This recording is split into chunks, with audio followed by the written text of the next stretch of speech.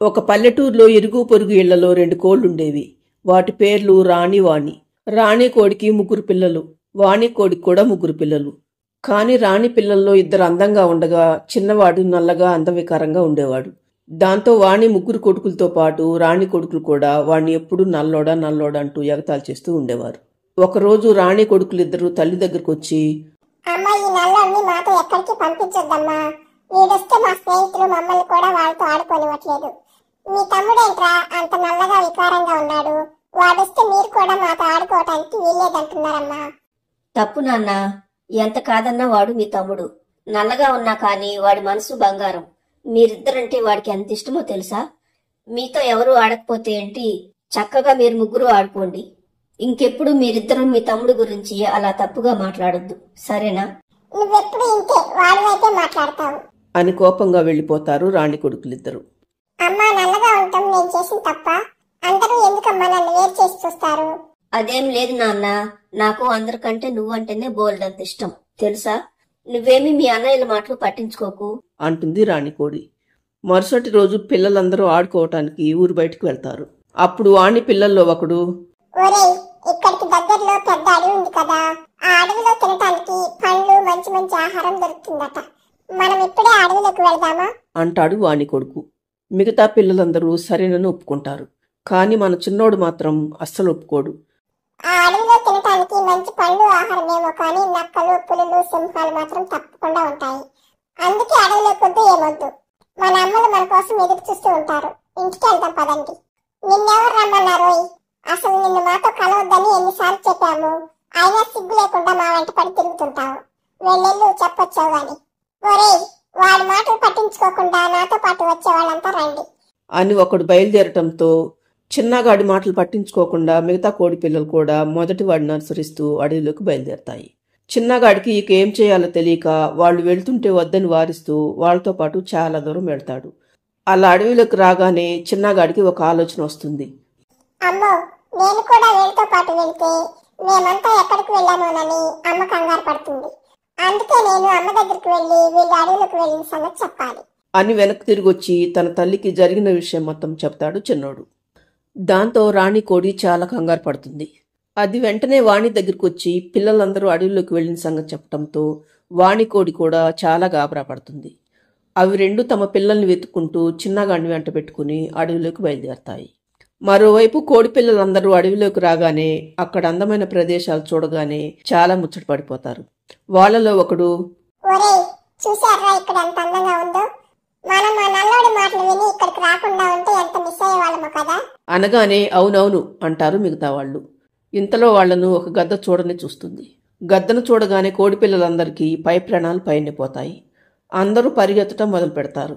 గద్ద కూడా వాళ్ళని తరుముతూ ఉండటంతో ఏం చేయాలో తెలియని కోడి పిల్లలు గుబురుగా ఉన్న చెట్ల పొదల్లోకి దూరి ప్రాణాలు కాపాడుకుంటాయి. గద్ద కాసేపు అటు ఇటు తిరిగి ఎవరూ కనపడకపోవడంతో వెళ్ళిపోతుంది. తరువాత కాసేపటికి అందరూ బయటకొస్తారు.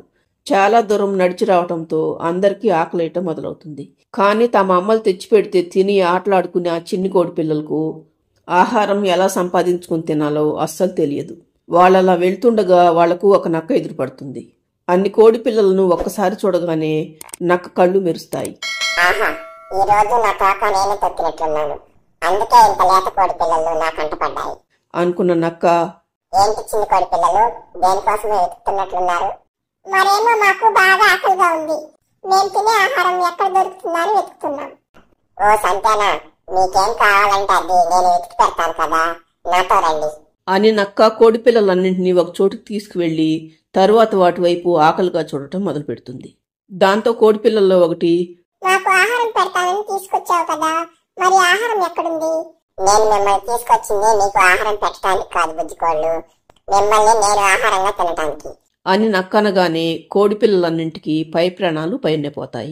నక్క కోడి పిల్లల్ని తిందామని అనుకుంటుండగా మొదటి నుండి నక్కను కోడి పిల్లలను గమనిస్తున్న ఒక ఎలుక నక్క వెనుక వైపుగా వచ్చి దాన్ని కొరకటం మొదలు పెడుతుంది.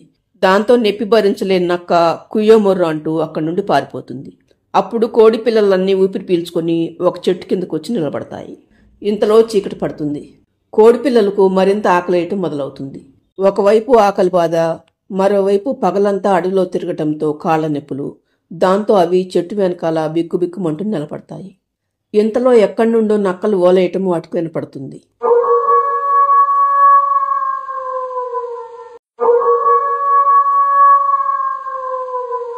దానికి తోడు గుడ్లగోబల అరుపులు కూడా తోడవటంతో కోడిపిల్లలు గజగజ వణుకుతూ చెట్టు వెనకాల బిగుసుకుపోయి నిలబడతాయి. భయంతో వాటిలో కొన్నింటికి జ్వరం కూడా వస్తుంది. మరోవైపు నల్లకోడి పిల్లతో పాటు తమ పిల్లల్ని వెతుకుతూ అడవిలోకి వచ్చిన రాణివాణి కోళ్లు రెండు రాత్రంతా ఒక చెట్టు మీద తలదాచుకుని తెల్లవారగానే మళ్లీ పిల్లల్ని వెతకటం మొదలు పెడతాయి. వాటికప్పుడు కోడి పిల్లల్ని నక్కబారి నుండి కాపాడిన ఎలుక కనపడుతుంది. అది కోళ్ల రెంటిని చూడగానే దానికి పరిస్థితి కొంతవరకు అర్థమవుతుంది. అది కోళ్లతో వాటి పిల్లల గురించి నక్కబారి నుండి వాళ్లను తను కాపాడిన సంగతి చెప్పి ఇక్కడికి దగ్గరలోనే ఉంటారు వెతకమని చెప్పి తన పిల్లలు తన కోసం ఎదురు చూస్తుంటారని వెళ్లిపోతుంది ఎలుక. దాంతో తల్లికోళ్లు తమ పిల్లలు ఎలాంటి పరిస్థితిలో ఉన్నారో తలుచుకుని బోరున ఏడుస్తూ పిల్లల్ని మళ్లీ వెతకటం మొదలు పెడతారు. మరోవైపు కోడి పిల్లలకు ఆకలి బాధ మరీ ఎక్కువ కావటంతో కనీసం నీళ్లైనా తాగుదామని ఒక చెరువు దగ్గరికి వస్తారు. కోడిపిల్లలో ఒకటి నీటి కోసం చెరువులో దిగ్గానే చెరువులో పడి కొట్టుకుపోతుంది. దాంతో మిగిలిన కోడిపిల్లలందరూ అరవటం మొదలు పెట్టడంతో అప్పుడే అక్కడికి వచ్చిన ఒక బాతు వేగంగా వెళ్లి తిరిగి కోడిపిల్లను తీసుకుని వెనక్కి వస్తుంది. తరువాత అది కోడిపిల్లలతో, ఏంటి బుజ్జికోళ్ళు, మీరు చూస్తే ఇంత చిన్నగా ఉన్నారు, ఇలా ఒంటరిగా అడవిలోకి ఎలా వచ్చారు అని బాతు అడగటంతో అవి ఏడుస్తూ జరిగిన విషయం మొత్తం చెప్తాయి. అయ్యో పాపం, అలాగా, సరే మీరంతా మా ఇంటికి రండి, మీకు తినటానికి ఏమైనా పెడతాను అని బాతు కోడిపిల్లలందరినీ తీసుకుని వస్తుండగా అప్పుడు తల్లికోళ్లు రెండు బాతు కోడిపిల్లలకు ఎదురుపడతాయి. తమ తల్లుల్ని చూడగానే కోడిపిల్లలకు ప్రాణం లేచి వచ్చినట్లు అనిపిస్తుంది. అవి పెద్దగా ఏడుస్తూ ఎవరి తల్లి దగ్గరికి అవి వెళ్తాయి. అమ్మ, రాత్రంతా ఎంత భయమేసిందో తెలుసా, చచ్చిపోతామని అనిపించిందమ్మా అంటుంది కోడిపిల్లలో ఒకటి. తల్లులిద్దరూ తమ పిల్లల్ని దగ్గరికి తీసుకుని ఓదార్చిన తరువాత బాతు అందరినీ తీసుకుని దాని ఇంటికి వెళ్తుంది. తరువాత కోళ్లు రెండు తిరిగి వెళ్తూ బాతుకు తమ పిల్లలకు భోజనం పెట్టి ఆకలి తీర్చినందుకు కృతజ్ఞతలు చెప్పి అవి తమ పిల్లలతో, మీ అందరికీ ఇప్పటికైనా బుద్ధొచ్చిందా పిల్లలు? మీరు నల్లోడని ఎగతాళి చేసి దూరం పెట్టిన ఈ నల్లోడే మీ గురించి మాకు చెప్పి దగ్గరుండి మమ్మల్ని మీ దగ్గరికి తీసుకొచ్చాడు.